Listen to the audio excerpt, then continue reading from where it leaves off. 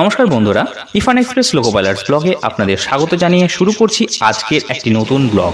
বন্ধুরা, আজকে লোকো পাইলটসের ডিউটি একটি ডিজেল ইঞ্জিনে, এবং এই লোকো পাইলটসের ডিউটি কিন্তু একাই আজকে উনি এই ডিজেল ইঞ্জিনে চার্জ নেবেন। আজকে ডিউটিটা নর্মাল অন্যান্য ডিউটির তুলনায় একটু আলাদা, কারণ আজকে ডিউটিটার নাম হচ্ছে এসকর্ট ডিউটি।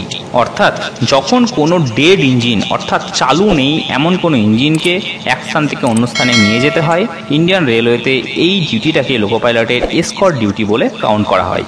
লোকো পাইলট সাহেব যখন এই ডিউটিতে চার্জ নেবেন তখন উনি এই ইঞ্জিনের সমস্ত পার্টস ঠিকঠাকভাবে কাজ করছে কিনা একবার দেখে নেবেন। যেহেতু এটা ডেড, সুতরাং শুধুমাত্র ব্রেকিং কেমন হচ্ছে না হচ্ছে এগুলো দেখবেন। আর যেহেতু এটা ডিজেল ইঞ্জিন, তাই ডিজেলের পরিমাণটা উনি অবশ্যই নোট ডাউন করে রাখবেন, কারণ এই ডিজেল যদি কখনো কমে যায় তো এর কৈফিয়ত কিন্তু এই লোকো পাইলট সাহেবকে দিতে হবে। যেহেতু ইঞ্জিনটি ডেড, সুতরাং ডিজেল কমে যাওয়ার কোনো সম্ভাবনা এক্ষেত্রে নেই। এবং এই প্রত্যেকটি ব্রেক সিলিন্ডার ঠিকঠাক কাজ করছে কিনা, ব্রেক শুগুলো প্রপারলি চাকার সাথে টাচ করে রয়েছে কিনা বা খোলা অবস্থায় রয়েছে কিনা, ব্রেক অ্যাপ্লাইয়ের সময় যাতে টাচ করে থাকে সেগুলো দেখে নেন। এবং ওয়াগনের সাথে ওনার যে কাপলিং সেটা শক্তভাবে লেগে রয়েছে কিনা অবশ্যই চেক করে নেন, কেননা যদি কখনো middle of the road, middle of the track যদি কখনো কোনোভাবে এটি খুলে যায় তো এটা কিন্তু দায়িত্ব সম্পূর্ণই লোকো পাইলটসের ওপরেই পড়ে। তো বন্ধুরা, এই ডিজেল ইঞ্জিনটি এখন ডেড অবস্থায় রয়েছে, এবং এই ডিজেল ইঞ্জিনটি ডেড অবস্থায় কেন যাচ্ছে এর অনেকগুলো কারণ থাকে। যখন এই ডিজেল ইঞ্জিন কখনো খারাপ হয়ে যায় অথবা যখন এই শিডিউল শেষ হয়ে যায়, অর্থাৎ ট্রেনের লাইনের ওপরে এই ইঞ্জিনটি কতদিন পর্যন্ত সঠিকভাবে কাজ করতে পারবে তার একটা মেয়াদ থাকে, সার্ভিসিং যেটাকে আমরা বলে থাকি পাতি কথায়। সেই সার্ভিসিং করার পর একটা প্রপার মেয়াদ থাকে যে এই মেয়াদ পর্যন্ত এই ইঞ্জিন ঠিকঠাকভাবে কাজ করবে। তো এই মেয়াদ শেষ হয়ে গেলেই এই ইঞ্জিনকে এই ডেড অবস্থায় কিন্তু পাঠিয়ে দেওয়া হয় তার শেডে, অর্থাৎ যেখান থেকে এই ইঞ্জিনের আবার পুনরায় সার্ভিসিং হবে ঠিক সেইখানে। তো বন্ধুরা, এক কথায় এই ইঞ্জিনটি এখন সার্ভিসিং হতে যাচ্ছে, তো ডেড অবস্থায় রয়েছে। তো ডেড অবস্থায় এই ইঞ্জিনকে পাঠাতে গেলেও কিন্তু একজন লোকো পাইলটের প্রয়োজন হয়, এবং এই লোকো পাইলটের ডিউটি কিন্তু খুব মারাত্মক। কাজ তেমন নেই, আবার প্রচুর কাজ। তো বন্ধুরা, আজকের এই লোকো পাইলটসের এই ডেড ইঞ্জিনে কি ডিউটি হতে পারে আজকে আমরা এই বিষয়ে আলোচনা করব এবং দেখব।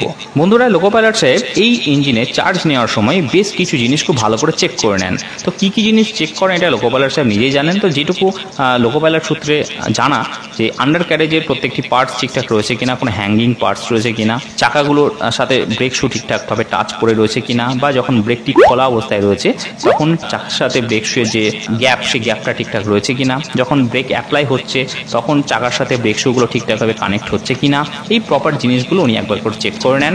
কোথাও কোনো লিকেজ রয়েছে কিনা এই জিনিসগুলো উনি চেক করে নেন, এবং কোনো ব্রোকেন পার্টস যদি থাকে সেগুলো উনি অবশ্যই চেক করে নেন, এবং চেক করে নেওয়ার পরে অবশ্যই লগবুকে সেগুলো নোট ডাউন করে রাখেন। কেননা যেনাকে উনি মেড ওভার করবেন তিনিও কিন্তু এই জিনিসগুলো দেখেই মেড ওভার নেবেন। তো যেহেতু এটা সেরে যাচ্ছে, সুতরাং বেশ কিছু পার্টস এখানে খারাপ অবস্থায় রয়েছে, তো সেই ক্ষেত্রে কোনো অসুবিধার কিছু নেই। তবুও লোকো পাইলট সাহেব ওনার সেফটির কারণের জন্য এবং রেলওয়ে সেফটির কারণের জন্য এগুলো অবশ্যই চেক করে নিচ্ছেন। এবং অবশ্যই কাপলিংটিকে খুব ইম্পর্টেন্ট দেখে নেওয়া। তো কাপলিংটি উনি দেখে নিচ্ছেন যে সামনে ইঞ্জিনের সাথে যে কাপলিং সেটা ঠিকঠাক রয়েছে কিনা। এই ইঞ্জিনটি যেহেতু ডেড, সুতরাং এই ইঞ্জিনটিকে ওয়াগন হিসাবে কিন্তু কাউন্ট করা হয়ে থাকে। তো বন্ধুরা, এবার লোকো পাইলট সাহেব নিজের আন্ডার ক্যারেজটি চেক করে নেওয়ার পর এবার ভেতরকার যে পার্টসগুলো সেগুলো উনি দেখবেন।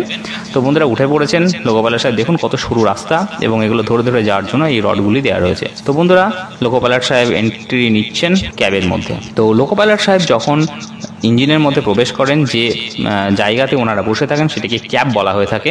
তো বন্ধুরা, এই যে লোকো পাইলট সাহেবের সিট এবং এই যে হচ্ছে লগ বুক, এই বইয়ের মধ্যে সব কিছু নথিপত্রগুলো রয়েছে, যে এই ইঞ্জিনের কি কি পার্টস খারাপ রয়েছে, কোন কোন জায়গাগুলো ঠিক কাজ করছে না, সব এর মধ্যে লেখা থাকে। যখন সেটে যায় তখন এই লগ বুক দেখে কিন্তু ওনারা সার্ভিসিংগুলো করে থাকেন। তো বন্ধুরা, এই হচ্ছে ক্যাবের ভেতরকার অংশ, আপনারা দেখে নিন। এই জাস্ট দুজন বসার জায়গা রয়েছে, কিন্তু বন্ধুরা আজকে যেহেতু এই ইঞ্জিনটি চালু নেই, ডেড পাওয়ার রয়েছে, তাই এখানে একজনই লোকো পাইলট সাহেবের ডিউটি। ইনার কাজ হচ্ছে প্রচুর কাজ, মানে এই কাজ বলে শেষ করা যাবে না। তো বন্ধুরা, লোকো পাইলট সাহেব যতদূর পর্যন্ত এই ইঞ্জিনের সাথে যাবে ততদূর পর্যন্ত ওনাকে কিন্তু টোটাল ইঞ্জিনের যে কার্যকারিতা, কোথাও কোনো আওয়াজ হচ্ছে কিনা, চাকা দিয়ে কোথাও ধোঁয়া বেরোচ্ছে কিনা, কোথাও ব্রেক ঠিকঠাক অ্যাপ্লাই হচ্ছে কিনা, বা ব্রেক অ্যাপ্লিকেশন অবস্থায় রয়ে গেছে কিনা, এই সব কিছু কিন্তু উনি কিন্তু দেখতে দেখতে যাবেন। তো বন্ধুরা, এই যে সামনের অংশটাকে এটাকে লং হুড বলা হয়ে থাকে, এবং পেছনের অংশটিকে শর্ট হুড বলা হয়ে থাকে। লোকো পাইলট সাহেব একই জায়গাতে বসে কিন্তু ডিউটি করবেন। এখনো পর্যন্ত সিগন্যাল যেহেতু লাল, সুতরাং গাড়ি কিন্তু স্টপ রয়েছে, ট্রেন কিন্তু স্টপ রয়েছে, সিগন্যাল হলেই কিন্তু গাড়ি ছেড়ে দেবে। তো বন্ধুরা, লোকো পাইলট সাহেব চার্জ নেওয়ার পর দরজা পুরো লক করে দিলেন, আর কোনোভাবে বাইরে থেকে কোনো রকম আনঅথরাইজ পার্সন আর এর মধ্যে প্রবেশ করতে পারবে না। এবার সিগন্যালের অপেক্ষা, সিগন্যাল এখনো লাল, সিগন্যাল হলেই কিন্তু ট্রেনটি ছেড়ে দেবে। তো বন্ধুরা, সামনের যে ইঞ্জিন অর্থাৎ ওয়ার্কিং ইঞ্জিনের লোকো পাইলট সাহেব অবশ্যই পেছনের এই ডেড পাওয়ারের যে লোকো পাইলট সাহেব রয়েছেন ওনার সাথে কিন্তু সিগন্যাল এক্সচেঞ্জ করবে, কেননা উনি তো জানেন না, বুঝতে পারছেন না সামনে থেকে যে ইঞ্জিনের মধ্যে লোকো পাইলট সাহেব রয়েছেন কিনা। তাই প্রত্যেকটি স্টেশনে যেখানে যেখানে ট্রেন দাঁড়াবে সেখানে সেখানে কিন্তু এই ডেড পাওয়ারের যে লোকো পাইলট সাহেব রয়েছেন, ডেড ইঞ্জিনের যে লোকো পাইলট সাহেব রয়েছেন, উনি কিন্তু প্রপার সিগন্যাল দেবেন যে হ্যাঁ আমি ইঞ্জিনের মধ্যে রয়েছি, তবে কিন্তু ট্রেন ছাড়বে। তো বন্ধুরা, সিগন্যাল হয়ে গেছে, ট্রেন এবার ছেড়ে দিচ্ছে। তো বন্ধুরা, ট্রেন ছেড়ে দিলেই কিন্তু লোকো পাইলট সাহেবের কাজ শুরু, এবং টোটাল রাস্তাটি কিন্তু উনি এটাই নোটিশ করতে করতে যাবেন যে এই ইঞ্জিনে কোনো রকম অ্যাবনর্মালিটি রয়েছে কিনা, এবং প্রত্যেকটি স্থানে রানিং কন্ডিশনে এবং থামার সময় লোকো পাইলট সাহেব অবশ্যই এই ডেড পাওয়ারের যে কার্যকারিতা, তার যে চাকা দিয়ে ধোঁয়া বেরোনো বা ব্রেক অ্যাপ্লাই হয়ে যাওয়া বা ব্রেক অ্যাপ্লিকেশন কন্ডিশনে থেকে যাওয়া, এই জিনিসগুলো কিন্তু নোটিশ করতে করতে যাবেন। তার কারণ যদি কখনো ব্রেক অ্যাপ্লাই কন্ডিশনে থেকে যায় এবং ট্রেন যদি চলতে শুরু করে, তো সেক্ষেত্রে এই ডেড পাওয়ারের যে চাকা সেখান থেকে কিন্তু প্রচণ্ড হিট জেনারেট হয়ে ধোঁয়া বেরোতে শুরু করে এবং আগুন লেগে যাওয়ার সম্ভাবনা থাকে। তো সেক্ষেত্রে এই ডেড ইঞ্জিনের যে লোকো পাইলট সাহেব রয়েছেন, এসকর্ট ডিউটি যিনি করছেন, তিনার কিন্তু প্রচণ্ড রকমের হার্ড একটা দায়িত্ব রয়েছেন যে পুরো রাস্তাটি উনি কিন্তু এটাই নোটিশ করতে করতে যাবেন, এবং যেখানে যেখানে ট্রেন স্টপ হবে এবং হাতে সময় থাকবে সেখানে সেখানে উনি কিন্তু একবার নেমে গিয়ে দেখে নেবেন যে চাকার টেম্পারেচার, হুইলের টেম্পারেচারটাকে অবশ্যই উনি একবার নোটিশ করবেন। যদি খুব বেশি হয় অবশ্যই সামনে লোকো পাইলট সাহেবকে এটাকে বলবেন, এবং সেই মতো নিজেদের মধ্যে কনসাল্ট করে ওনারা এই ইঞ্জিনটিকে ডেস্টিনেশন পর্যন্ত পৌঁছে দেবেন। তো এইভাবে সারা রাত লোকো পাইলট সাহেব ডিউটি করতে করতে আলটিমেটলি ভোরবেলায় ওনার ডেস্টিনেশনে পৌঁছোয়। ডেস্টিনেশনে পৌঁছে যাওয়ার পরে লোকো পাইলট সাহেব চার্জ দিয়ে দেন, মেড ওভার করে দেন অপর দুই লোকো পাইলটসকে।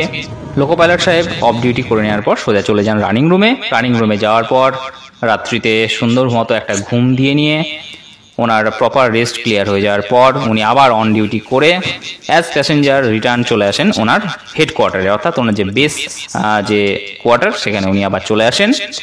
নিজের হেডকোয়ার্টারে উনি পৌঁছে যাওয়ার পর সেখানে এসে অফ ডিউটি করে ওনার ডিউটি হয় কমপ্লিট। তো বন্ধুরা, আজকের এই ভিডিওতে আমরা দেখলাম এসকর্ট ডিউটি সম্পর্কে, অর্থাৎ লোকো পাইলটসের অপর একটি ডিউটি এসকর্ট ডিউটি, যেটাতে উনি একটি ডেড ইঞ্জিনকে এসকর্ট করতে করতে নিয়ে গেলেন ডেস্টিনেশনে। সেখানে গিয়ে উনি অফ ডিউটি করে রেস্ট করে আবার অ্যাজ প্যাসেঞ্জার, অর্থাৎ প্যাসেঞ্জারের মতো ট্রেনের মধ্যে বসে উনি চলে আসলেন ওনার হেডকোয়ার্টারে, এবং সেখানে এসে ডিউটি অফ করে ওনার ডিউটি কমপ্লিট। তো বন্ধুরা, আশা করি আপনারা বুঝতে পারলেন যে আজকের এই লোকো পাইলটসের এসকর্ট ডিউটিটা ঠিক কীরকম ছিল। তো বন্ধুরা, আরও এরকম ধরনের অনেক নতুন নতুন ডিউটি সম্পর্কে আপনাদের সাথে আমরা আলোচনা করব। সঙ্গে থাকবেন, ভালো থাকবেন, সুস্থ থাকবেন। Thank you very much.